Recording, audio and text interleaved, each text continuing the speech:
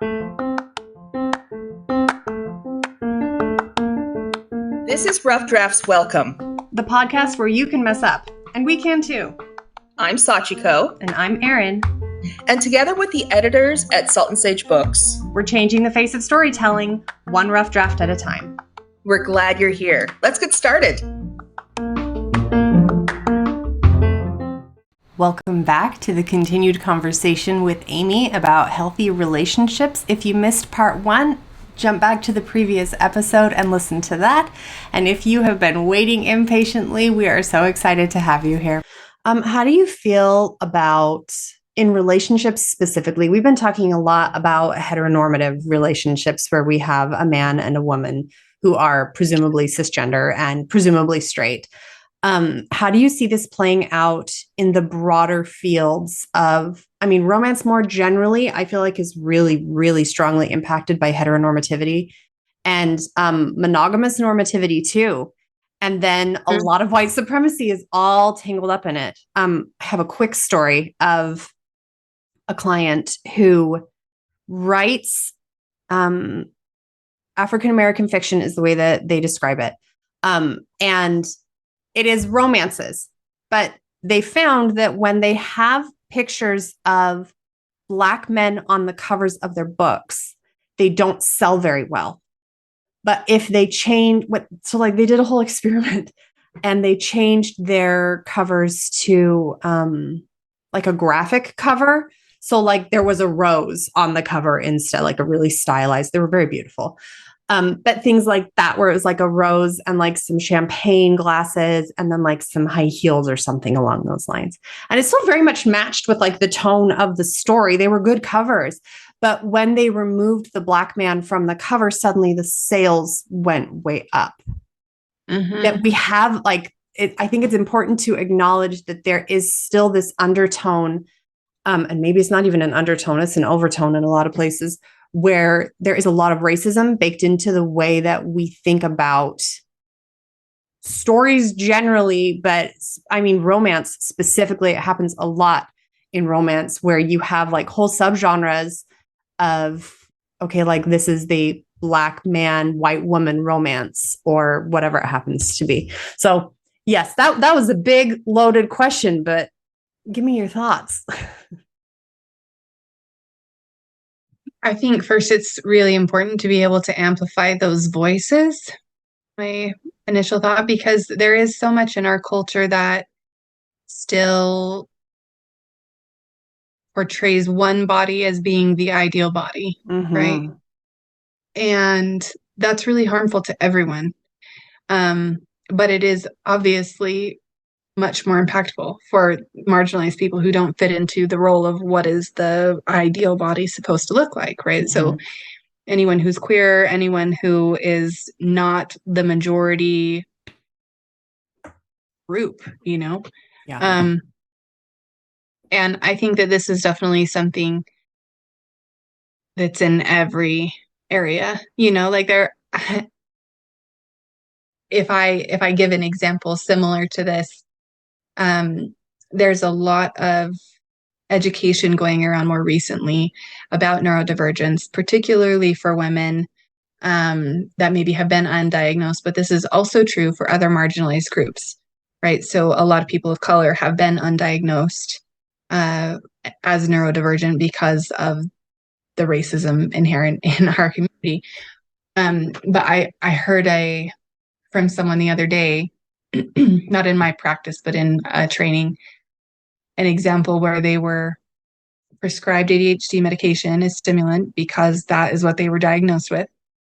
And when they went to get it filled at the pharmacy, they refused to fill it and are requiring them to do urine screens to prove that they are not using it to excess because they believe that they are just trying to sell it for drugs, which is absolutely not something that they do to someone that's white. Yeah. And so I think that those kinds of things happen all the time. And that's part of why sensitivity reading is so important. And doing your own education of the kind of privilege that we have in the ways that we are through those biases that are just baked into the way that we learn things as children to really do the work of deconstructing those, because it can be super harmful. Yeah. And I think there's a lot of trauma there for people in marginalized communities because of that. Yeah. I want to add a little note here that it's a common question that we get at Salt and Sage Books, where people will hear stories like this. They are learning about medical apartheid. If you want to do a deep dive, that's a good search term to start with. And so they hear these things and they're like, well, I want to write about that. I want to have a more well-rounded world. I want to be more representative of like the real experiences of people. And then it's usually people who are white, authors who are white, who are concerned about this. And they say, but I don't want to take stories away from the Black authors who are telling the stories of what it is like to be Black in America. And I have two responses to that. First is, if you want to support Black authors, please go support Black authors. You can find them everywhere. They write incredible stories. They write across genres. And you can find your new favorites and, read widely and find an author who you really love. Like, you are not reading them because they are Black. You are reading them because they are a good author and they happen to be Black. And then for me, I have a couple that are set on my, they're my Insta-buy names. I don't have a ton of authors that are on my Insta-buy names, but it was enlightening to me to look at my list and be like, oh, all these people are white. So we're going to read more broadly until I find authors who also hit that same tone for me, who are not white, because that's my experience. The second thing is that I think it's really important for authors of all races, all ethnicities, all genders, all sexualities. I think it's really important to be writing cross-culturally. And I mean that you are aware of the impact that your story will have in a cross-cultural sense. So if you want to include Black characters in your story, I think you should. And then you should hire a sensitivity reader to make sure that the way that you are approaching this is going to have the impact that you want it to have, which is, at least for a majority of the people who I've talked to, they want to show the world as it is. They are aiming for representative experiences. And then also, one of the best pieces of advice I ever got regarding sensitivity reading was that if you are not sure how to portray a person who is not of your lived experience, then show them being joyful, show them having a good life. And I think there's a lot of trauma and a lot of societal problems and a lot of systemic injustices that you can explore. You absolutely can. And if you feel called to that, I am not here to tell you not to.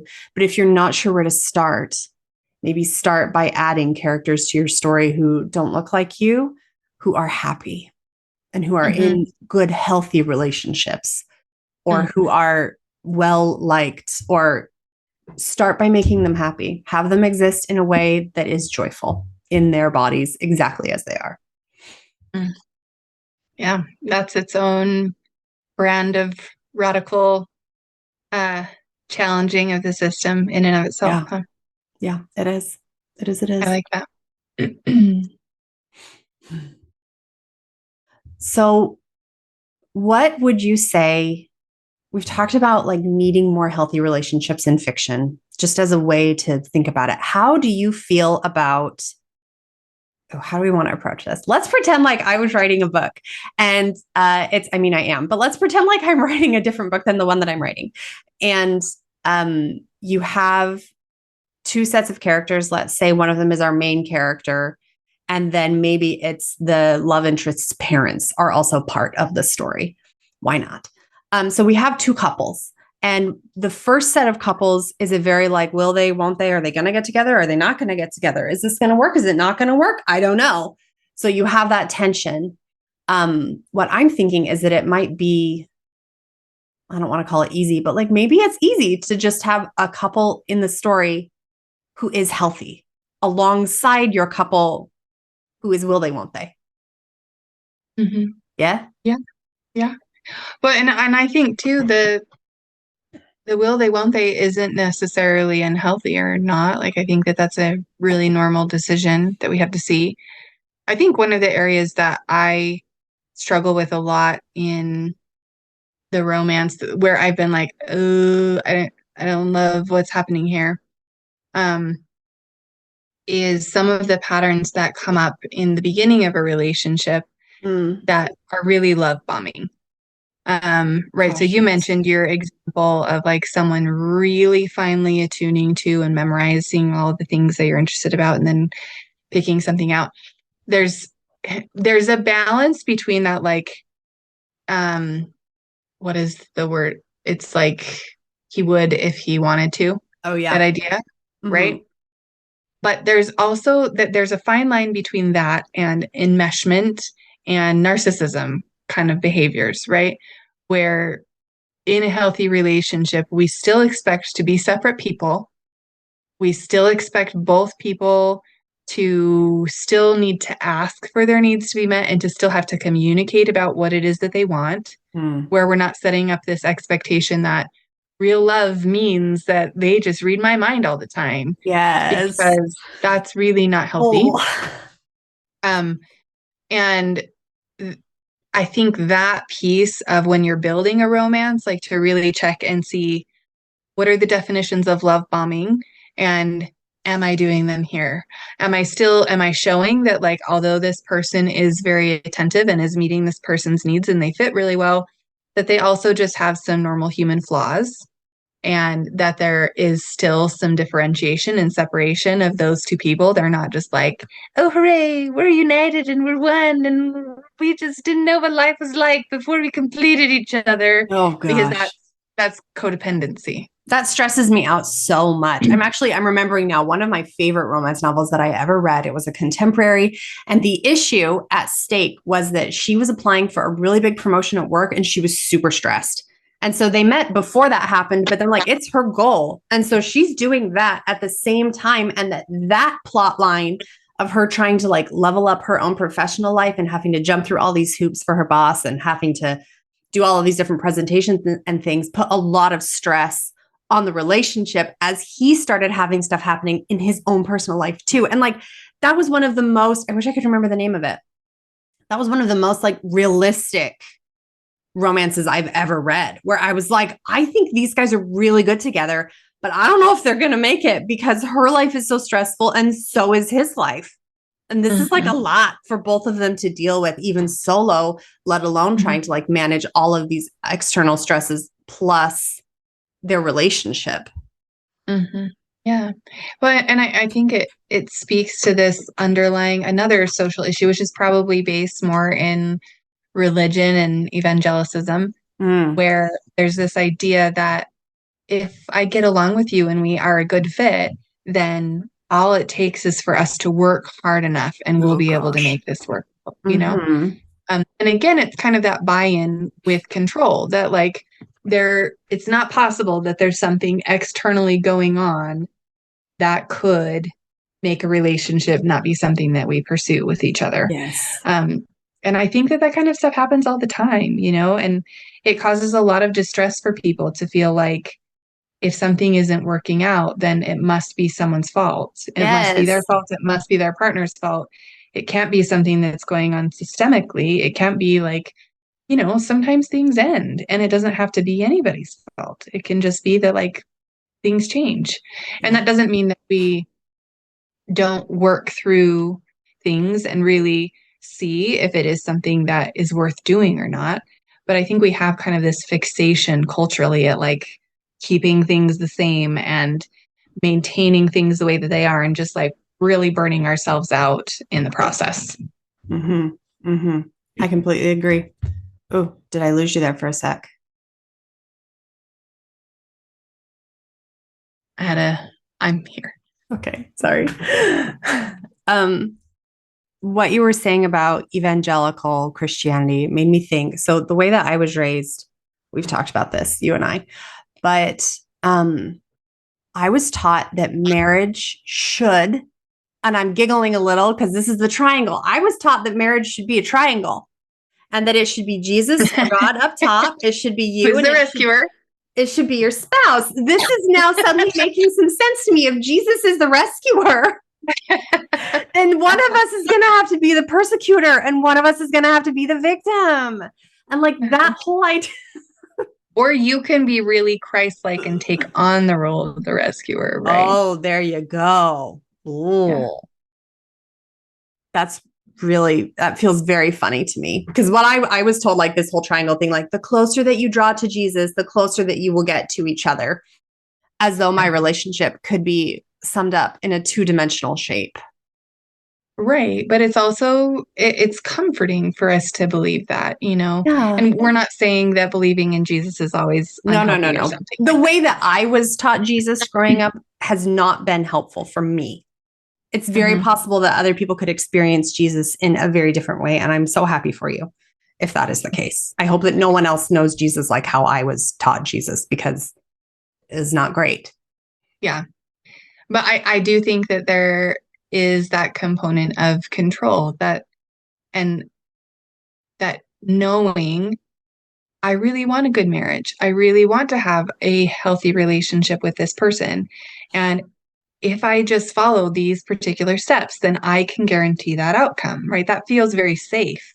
Yeah. And so I think it's a really natural thing to be drawn to that, but it's just really, it ends up putting a lot of power on your shoulders that maybe is not actually something that you can control, Mm. And again, it creates that dynamic of like, okay, it has to be someone's fault. If something is not going well, who do I blame for it? Is it me? Is it that person?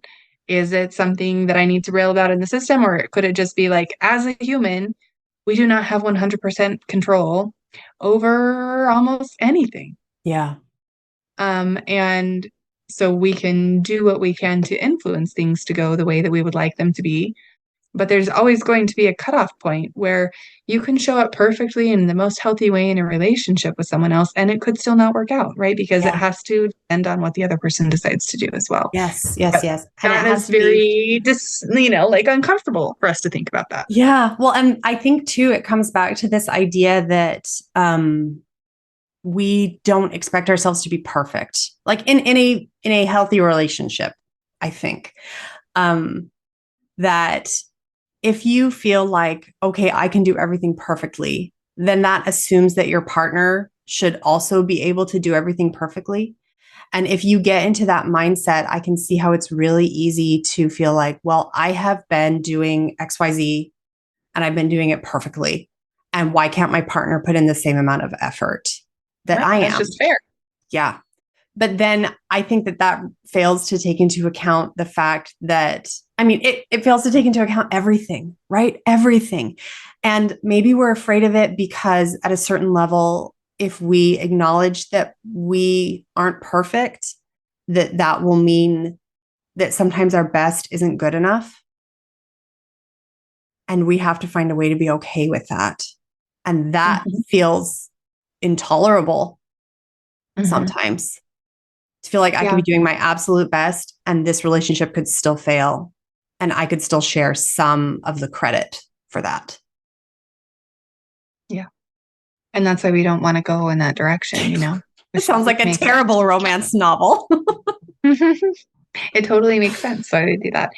I think that there is room, I think, for authors to really explore for themselves what are my experiences here and how are they showing up on paper?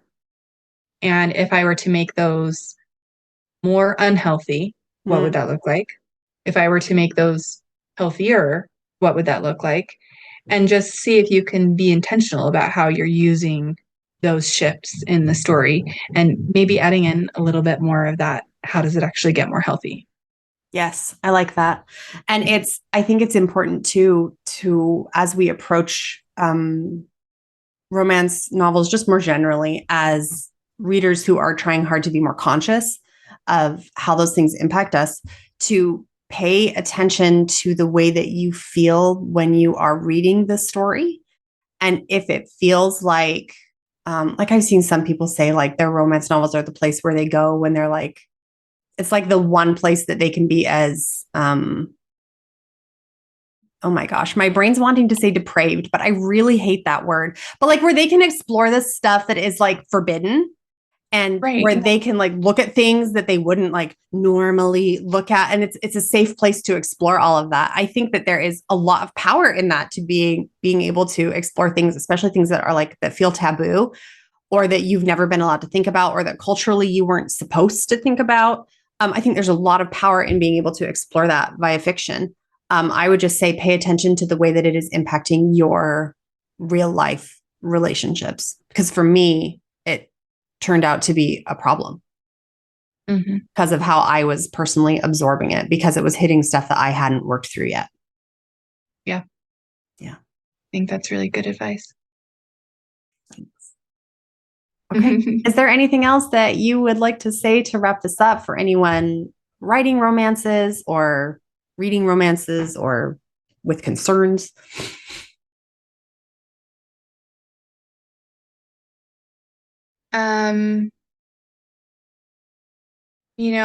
I think this could be a whole episode to talk more about the narcissism that shows up in relationships. But I do think that is something that I really want to see personally shifting in books, because for a lot of people, when they're first meeting someone, I have a lot of sessions with people who come and tell me like, oh, I met this new person and here's all these things. And so much of it that I now, because of my experiences and my education, see red flags and they don't, And I think that that's partially because it's very, very normalized in our culture, that like that honeymoon phase that's really normal in a relationship where we're seeing all the positives about each other. How do we approach that in a way that is protective and that's not setting you up to then be hurt? Yeah. Because it happens in all kinds of relationships where we just so much have that desire to have really our core attachment needs met by this person. And we kind of delusionally only look at the positive, and sometimes they only show us the positive. Yeah. And that can really be problematic. And I see it causing a lot of people problems. So I think that would be when you're really looking at how you're having a relationship start, are we actually doing that in a way that would be healthy, and that we wouldn't be like, oh, actually, that's kind of creepy for someone to be paying that much attention to you. Or that's actually kind of a boundary issue for him to just show up at your family thing without you inviting him, or whatever. Because I do think that we tend to just be like, oh, how sweet, he's just paying attention. And obviously I'm using he because that tends to be what we see more, but that can happen with both any. Ways. Yep. Yes. I feel like it's it's hard to consolidate all of it into one episode. I think we've done a good job kind of skimming over a lot of areas. But what I would hope that people would take away from this is to feel empowered to write more nuanced romances. And to feel empowered to read more nuanced romances too, to seek them out and find the ones, especially if the romances you're reading, I feel like I'm harping on this now, but like if they're causing problems in your life, which for me they were, then finding romances that are more realistic, maybe is a good word for it, but to seek out examples of romances that are healthy and relationships that are healthy, and to observe the ways that they deal with conflict. For me, that really has been the thing about romance novels that I have loved the very most, is to look at the ways that, like, I still remember vividly this one scene where a character was like, I feel so uncomfortable right now. He doesn't know that I feel uncomfortable. I have to tell him. And then she did. I remember reading it and just being like, she just like said that whoa, because that's so outside of my own trained, I'm going to say trained. That's so outside of my own trained experience, to experience a feeling in the moment, be able to identify what that feeling is, and then be honest about how I'm like, that is wild to me, because it's not something that I ever really saw modeled. And it's still very difficult for me to do to this day. But in that moment, like I remember rereading that scene and just being like, she just said it. She just said it. Like, I didn't know you could just say it. That had never occurred to me. So I think that romance, as much as feel like I've gone through this whole episode being like romance bad, but it can be such an incredible tool to show people how to exist in relationships in a way that is so much more honoring of who you are. And I think that is pretty remarkable. Mm-hmm. And I would put a plug in there too, that if you are reading something and it's bringing up stuff for you, whether it is like, hey, I really would like this in my relationship, or that this isn't happening for us, that's great for you to bring into the relationship, to be able to, if you've identified something that authentically is missing or that's bringing up feelings for you that has to do with your relationship with someone else, that's a good thing to probably talk with them about. Yeah. If you're reading something that is a little more risque and it's exploring things you wouldn't normally, and some of it's exciting to you, like that would be great to bring to your partner. If you're reading something and it really hits this space of like feeling maybe neglected or like something's missing, that's a really great thing to bring to your partner. And so I think being able to really consider, like, obviously there's maybe stuff that could really be harming you long term, but I think the stuff that's distressing, if we bring that to safe people and talk about it, that tends to help our shame and distress go away, and also gives us clarity and helps us heal. Ring ding ding. And if you are in a relationship where it does not feel safe for you to bring those things up, I would strongly encourage you to find safe people outside of the relationship who you can talk to honestly. My therapist is a lifeline for me. I also talk really regularly with several really good friends. And this isn't to say that like we talk about, like, we're not like bashing my partner, and my partner is a safe person. But when I feel unsafe having the conversation with him, it often is helpful for me to go and have the conversation somewhere else first and get my mind clear on what it is exactly that I want to talk about. And that's how my own personal trauma manifests. But if you don't have safe people who you can talk to, and you don't have a safe relationship where you can bring that up, please don't exclude yourself from getting help. Please find someone who you can be safe with and who you can have those conversations with, because your safety really matters a whole lot. Well, and I would even point out one piece of what you said.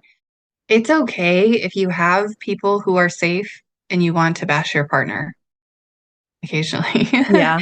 I think if we're looking at how to define safe people to talk to, these are going to be people that are going to hold you accountable if you are kind of going off the rails, or if they can clearly see, like, I know that you're like saying it's their fault, but I'm seeing some things that you maybe contributed. That's going to be someone who's more safe for you. They can hold you accountable and they don't just immediately jump on the bandwagon of anything you say. They're also going to be someone that will keep things confidential, and they're not going to go and spread your business to whoever else. They're also going to be someone who's going to not judge the things that you say, and who is going to still have a sense of respect for whoever your partner is. That I can recognize all people are flawed. And if you tell me that your partner was a total jackass for this moment, that I am not now going to put that person in this role of like, they're a terrible person and I think you should leave them and I'm not seeing anything good about them. Yeah. And that's what makes it safe to actually be authentic, right? To get as angry as maybe you are, or to really describe how much you are hurt, is doing those things is not being disloyal to the person.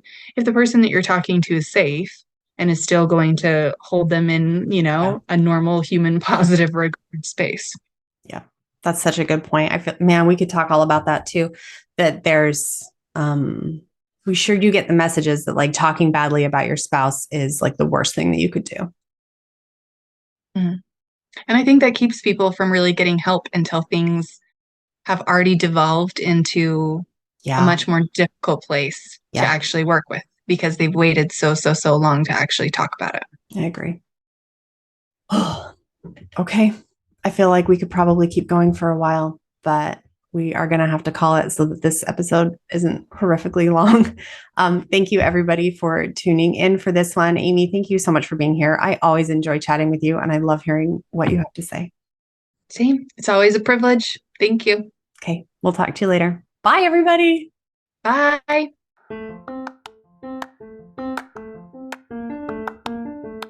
This has been Rough Drafts Welcome. Thank you so much for listening.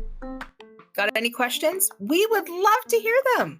Got a complaint? We'll hear it too. Yep. Leave us a 5-star review. Pretty please, and thank you. And if you want to book with Salt and Sage Books or learn anything else about what we do, or if you want to work with us or take our courses or blah, blah, blah, blah, you can find us at www.saltandsagebooks.com. And we're all over social media too. We sure are. And we'll see you next time.